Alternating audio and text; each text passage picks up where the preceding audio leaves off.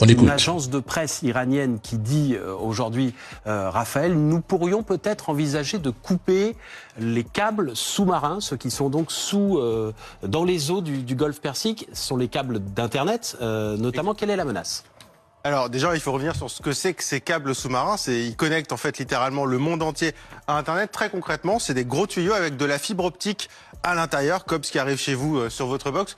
Vous voyez un petit peu le maillage mondial de ces câbles sous-marins.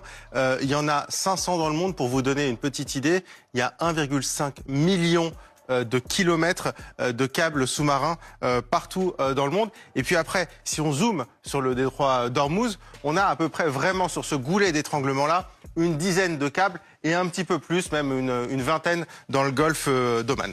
C'est déjà arrivé sur Terre qu'on coupe des câbles ? C'est déjà arrivé, déjà il y a des accidents et puis il y a des sabotages. Bien sûr, dit Bernard Guetta, mais je posais la question à Raphaël Exactement, c'est Grabli. ce que j'allais dire dans la mer Baltique. Il y a 3 semaines, j'ai fait une vidéo ici et je posais une question simple.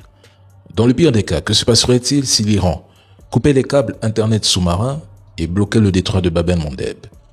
Ce qui m'a surpris, c'est de voir des gens me répondre en parlant de Starlink, alors qu'il faut être clair. Un seul câble sous-marin moderne, je dis bien un seul câble, peut transporter plus de données que toute la constellation Starlink réunie. Le Golfe dépend fortement de ces câbles pour Internet, services cloud, finance et IA. L'impact est moins global que Bab el-Mandeb car le trafic n'est pas un transit massif Europe-Asie à Hormuz, mais plutôt local au Golfe. L'Iran lui-même dépend moins de ces câbles. Il y a des connexions alternatives via la Turquie ou terrestre. Par contre, Bab el-Mandeb, c'est l'artère mondiale. En cas d'attaque, les réparations seront très longues et coûteuses. D'ailleurs, aucun navire de réparation ne peut opérer en zone de conflit. Ce ne sera pas une fin d'Internet, mais une dégradation qui pourrait durer des mois et coûter des milliards de dollars.